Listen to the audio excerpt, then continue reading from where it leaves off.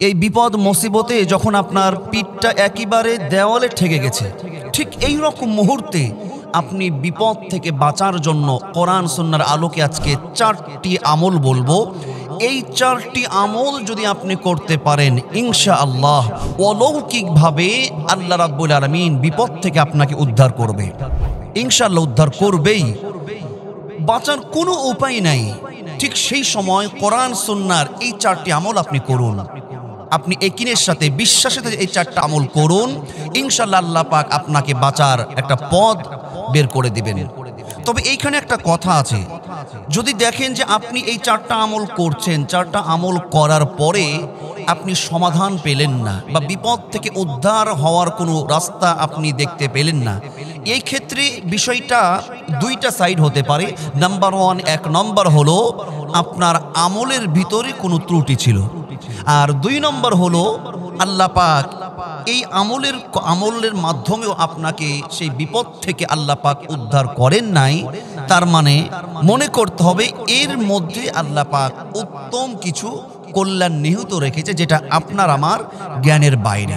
তাহলে আসুন কোরআন সুন্নাহর আলোকে আমরা এমন বিপদ বা এমন মুসিবতে পড়েছি যে বাঁচার কোনো উপায় নাই, পিঠটা দেওয়ালে ঠেকে গেছে, সেই মুহূর্ত থেকে বাঁচার জন্য 4টা আমলের 1 নম্বর আমল, যেই আমলটা আমরা করব সেই আমলটা হলো সর্ব অবস্থায় ইস্তিগফার করব।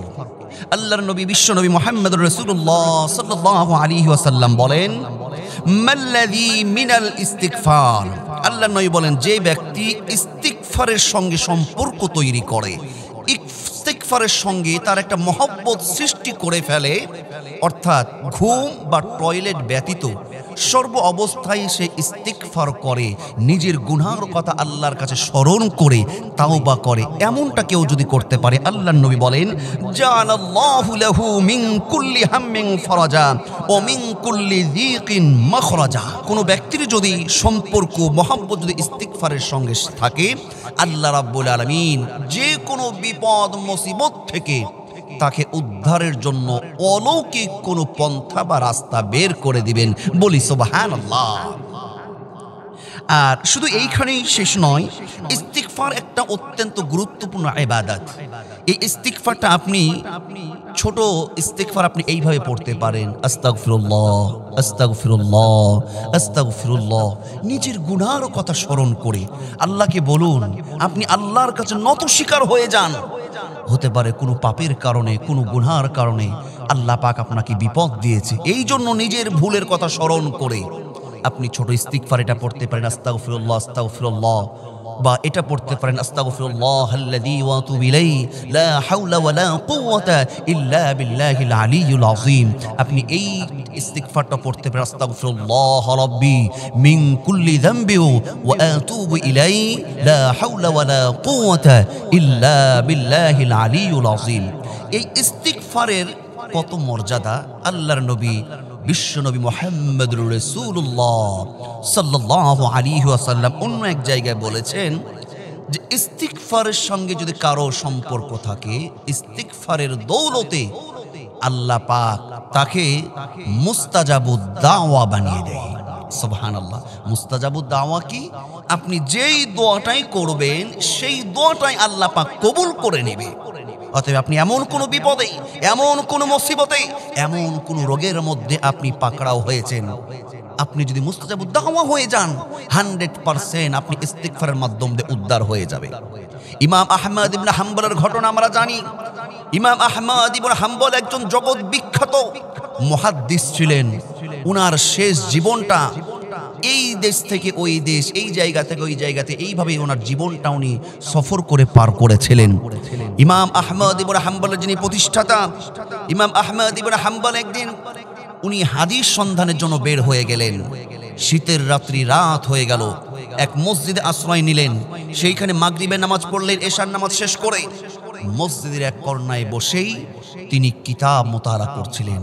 কিতাব পড়ছেন আর পৃষ্ঠা উল্টাচ্ছেন। মসজিদের কর্তৃপক্ষ এসে বলল, না, এখানে থাকা যাবে না। উনি বললেন, আমি মুসাফির। মসজিদের খাদেম সাহেব তো ওনাকে চিনেন নাই, বলছে, না, বহিরাগত কেউ থাকতে পারবে না, তাকে বাইরে বের করে দেওয়া হয়। ইমাম আহমদ ইবনে হাম্বল বাইরে গিয়ে দেখলেন একজন রুটি বিক্রেতা রুটি বিক্রি করে, সেই যুবককে যে বলল, যুবক আমি মুসাফির, আমি অনেক দূর থেকে এসেছি, আমি কি তোমার কাছে রাত্রি পার করতে পারি? এইখানেই তোমার আগুন পোহাতে পারি? যুবক বলে, ও মুসাফির, আমার কোনো আপত্তি নাই, আপনি চাইলে এখানে বসে আপনি রাত পার করতে পারেন। চুলার কাছে বসে ইমাম আহমদ ইবনে হাম্বল তিনি হাদিস মোতালা করছিলেন, কিতাব পড়ছেন। কিন্তু চমৎকার একটা বিষয় তিনি লক্ষ্য করে দেখলেন যে যুবক রুটি বিক্রেতা, কাস্টমার আসছে, কাস্টমার আসে কথা শেষ করছে, আস্তাগফিরুল্লাহ পড়ে, কাস্টমার রুটি নিচ্ছে, রুটি তুলে দিচ্ছে, আস্তাগফিরুল্লাহ পড়ছে, কাস্টমার টাকা দিচ্ছে, টাকা হাতে নিচ্ছে, আস্তাগফিরুল্লাহ, টাকাটা ক্যাশে রাখছে, পড়ছে আস্তাগফিরুল্লাহ, রুটি বেলছে, আস্তাগফিরুল্লাহ, রুটি লই করছে, পড়ছে আস্তাগফিরুল্লাহ, রুটি চুলার উপরে দিচ্ছে, রুটি সেকছে, পড়ছে আস্তাগফিরুল্লাহ। ইমাম আহমদ বিন হাম্বল অবাক হয়ে গেলেন, ডাক দিয়ে বলল, ও যুবক, এটা কি, তোমার কি আমল? বলছে, মুসাফির তুমি বুঝবে না, এটা আমার চিরচরিত অনেক প্রিয় পছন্দের একটা আমল, যেই আমলটা আমি প্রতিনিয়ত করি। এই ইস্তিগফারের আমল আমি প্রতিনিয়ত করার কারণে আল্লাহ পাক আমাকে মুস্তাজাবুদ দাওয়া বানিয়ে দিয়েছে। বলি সুবহানাল্লাহ। ইমাম আহমদ ইবনে হাম্বল অবাক হয়ে গেলেন, যুবককে ডাক দিয়ে বলেন, আনা আনতা মুস্তাজাবুদ দাওয়া, ও যুবক তুমি কি মুস্তাজাবুদ দাওয়া? যুবক বলে, মুসাফির আমি মুস্তাজাবুদ দাওয়া, আমি যেই দোয়াটাই করি সেই দোয়াটা আল্লাহ কবুল করে নাই। এবার ইমাম আহমদ ইবনে হাম্বল ডাক দেয়, বলে, তুমি যেই দোয়া করো সেই দোয়াই কবুল? যুবক বলে, নাম, আমি যেই দোয়া করি সেই দোয়াটাই কবুল হয়ে যায়। তবে আমার জীবনে এই পর্যন্ত যত আমল, আমি যত দোয়া আল্লাহর কাছে করেছি, আমার আল্লাহ একটা দোয়া ব্যতীত সমস্ত দোয়াগুলো আমার কবুল করে নিয়েছে। একটা দোয়া আমার এখনো কবুল হয় নাই। ইমাম আহমদ ইবনে হাম্বল সেই বিষয়টা জানার আগ্রহ আরো বেড়ে গেল, ডাক দেয় বলে, যুবক রে, কোন দোয়াটা তোমার কবুল হয় নাই? এবার রুটি বিক্রেতা যুবক ডাক দেয় বলছে, ও মুসাফির, আমি শুনেছি এই যুগের সবচাইতে বড় মুহাদ্দিস হলো ইমাম আহমদ ইবনে হাম্বল। আমি আল্লাহর কাছে দোয়া করেছি, আল্লাহ আমার বড় আশা, বড় ইচ্ছা, মনের কামনা বাসনা, জগৎ বিখ্যাত মুহাদ্দিসের সঙ্গে তুমি আমার সাক্ষাৎ করিয়ে দিও। আমি তার হাতে হাত রেখে মোলাকাত করতে চাই, আমি তার সঙ্গে মুসাফা করে তার কপালে একটা চুমু এঁকে দিতে চাই। ও মুসাফির, আমার আল্লাহ এই একটি দোয়া এখনো আমল কবুল করে নাই। ইমাম আহমদ ইবনে হাম্বল অবাক হয়ে গেছে। ইমাম আহমদ ইবনে হাম্বল ডাক দেয়া বলে, রুটি বিক্রেতা যুবক রে, ও যুবক, তোমার আল্লাহ এই দোয়াটাও তোমার কবুল করে নিয়েছে। তার কারণ হলো আমি হলাম ইমাম আহমদ ইবনে হাম্বল। ইমাম আহমদ ইবনে হাম্বলের সঙ্গে সাক্ষাতের জন্য ইমাম সাহেবের বাড়িতে তোমার যাওয়া লাগবে না, আমার আল্লাহ তোমার বাড়িতে ইমাম সাহেবকে পৌঁছিয়ে দিয়েছে। বলি সুবহানাল্লাহ। যুবক অবাক হয়ে যায়, যুবক দৌড়িয়ে ওঠে, ইমাম আহমদ ইবনে হাম্বলকে জড়িয়ে ধরে, মুসাফা করে, কপালে চুমু এঁকে দিয়ে আল্লাহর শুকরিয়া আদায় করে। আল্লাহ তোমার কাছে শুকরিয়া আদায় করে, মাবুদ গো, তুমি আমার জীবনের সমস্ত দোয়াগুলোই কবুল করে নিয়েছো। সুবহানাল্লাহ। এই হলো মুস্তাজাবুদ দাওয়া। ইস্তিগফারের সাথে সম্পর্ক থাকার কারণে একজন মুস্তাজাবুদ দাওয়া হয়ে যায়। বিপদ থেকে বাঁচার 2 নম্বর যে আমলটা আপনি করবেন, ইনশাআল্লাহ যত বড়ই বিপদ হোক না কেন, অলৌকিকভাবে আমার আল্লাহ আপনাকে বাঁচার পথ বের করে দেবেন। 2 নম্বর আমল হলো নবীর শানে, নবীর মহাব্বতে বেশি বেশি দরুদ ও সালাম পেশ করতে হবে। নবীর মহাব্বতে দরুদ পড়েন, দেখবেন আপনি যত বড় বিপদ, যত বড় পরীক্ষার সম্মুখীন হন না কেন, আল্লাহ পাক আপনাকে হেফাজত করবে। নবীর প্রতি দরুদ পড়লে, হুজুর আমার বিপদ দূর হবে, হ্যাঁ আপনার বিপদ দূর হবে। একজন সাহাবী আল্লাহর নবীকে বলছে, ইয়া রাসূলুল্লাহ, সারা দিনের মধ্যে আমি যে আমার জন্য দোয়া করি, আমার দোয়ার মধ্যে আমি আপনার জন্য কত পার্সেন্ট দরুদ রাখবো? 4 ভাগের 1 ভাগ নাকি নবী গো 4 ভাগের 2 ভাগ নাকি 4 ভাগের 3 ভাগ নাকি? ইয়া রাসূলুল্লাহ 4 ভাগের 4 ভাগে আপনার জন্য দরুদ রাখবো। নবীজি বললেন, সেটা যদি করো, তোমার দরুদের সম্পূর্ণই যদি 100% পুরাটাই যদি আমার দরুদ পড়তে পারো, এটা তো তোমার জন্য আরোই ভালো। বলি না সুবহানাল্লাহ। অর্থাৎ কেউ যদি আল্লাহর নবীর প্রতি মহাব্বত, নবীর প্রতি দরুদ সালাম পেশ করতে পারে, তাহলে আপনি কি মনে করেন আপনি নবীর প্রতি দোয়া, নবীর প্রতি ভালোবাসা, নবীর প্রতি দরুদ সালাম পেশ করবেন, আল্লাহ আপনার অকল্যাণ করতে পারে না? পারে না। এই বিশ্বাস আমাদের রাখতে হবে। আমরা কোরআন সুন্নাহর আমলগুলো আমরা করি, কিন্তু সমস্যা কোথায় জানেন? সমস্যা হলো সেই জায়গায় আমাদের ইয়াকিন, বিশ্বাসের জায়গায় ঘাটতি। যে হুজুর বললো বা এটা করলো হবে, সবার হয়, আমার বোধহয় হবে না, দেখি হচ্ছে কিনা। এইটা হচ্ছে আমাদের অবস্থা। এই জন্য আল্লাহ কি বলেন জানেন? হাদিসে কুদসির মধ্যে নবী যে বলেছেন, আনা ইনদা যন্নি আবদি বি। আল্লাহর নবী বলেছেন যে আল্লাহ রাব্বুল আলামিন তিনি তার, আল্লাহ বলেন বান্দা আল্লাহর প্রতি যেমন, আল্লাহ তার কাছে তেমন।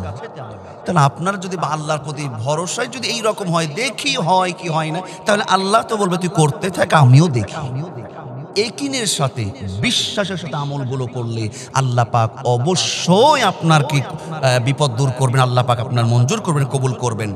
2 নম্বর, 3 নম্বর যে আমলটা আমরা করব, যত বড়ই বিপদ হোক না কেন, 3 নম্বর আমল হলো দুআয়ে ইউনুস, লা ইলাহা ইল্লা আনতা সুবহানাকা ইন্নী কুনতু মিনাজ জালিমিন। আল্লাহ পাক যেমন মহা বিপদ, মাছের পেট থেকে ইউনুস আলাইহিস সালাতু ওয়াস সালামকে বাঁচার পরিত্রাণের রাস্তা বের করে দিয়েছিলেন, হেফাজত করেছিলেন। তার মানে ইউনুস নবীর জন্য এটা খাস নয়, এটা সকল মুমিনের জন্য আম। আল্লাহ রাব্বুল আলামিন এই জন্য এই কথা বলেছেন, ওয়াকাযালিকা নুনজিল মুমিনিন। শুধু ইউনুসের জন্য আমি বিপদ থেকে হেফাজত করেছিলাম না, আল্লাহর উপর ভরসা করেন, আল্লাহর কুদরত, আল্লাহর উপরে তাসবিহ পেশ করে যে পড়ে লা ইলাহা ইল্লা আনতা সুবহানাকা ইন্নী কুনতু মিনাজ জালিমিন। আমার আল্লাহ রাব্বুল আলামিন তিনি বলেন বিশ্বাসের সাথে, ইয়াকিনের সাথে, বিপদে মুসিবতে দুশ্চিন্তার সময় কেউ যদি ইয়াকিনের সাথে এই আমলটা করতে পারে, আল্লাহ মুমিন বান্দার মনের আশাটা পূরণ করে দেয়। সুবহানাল্লাহ। 4 নম্বর যে আমলটা আমরা করব, সর্বশেষ 4 নম্বর এই আমলটা আমি করব, আমরা করব, দেখবেন আপনার যত বড় বিপদ হোক না কেন, ইয়াকিনের সাথে আপনি করতে পারলে অবশ্যই আল্লাহ রাব্বুল আলামিন আপনার বিপদ দূর করে দিবেন।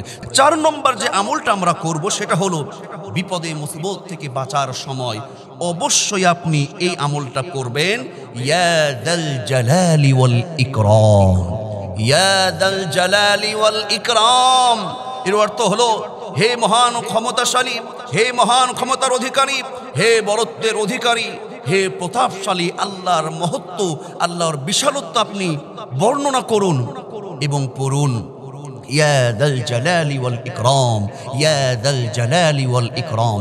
এই 4টা আমল যদি আপনি করতে পারেন, এমন বিপদ মুসিবত টেনশন আপনার যে দেওয়ালে পিঠ থেকে গেছে, বাঁচার কোনো উপায় নাই, ইয়াকিনের সাথে আপনি আমল করুন, আল্লাহ রাব্বুল আলামিন ইনশাআল্লাহ আপনাকে যত বড়ই বিপদ হোক না কেন, আপনাকে বিপদ থেকে উদ্ধারের একটা পথ বের করে দিবেন।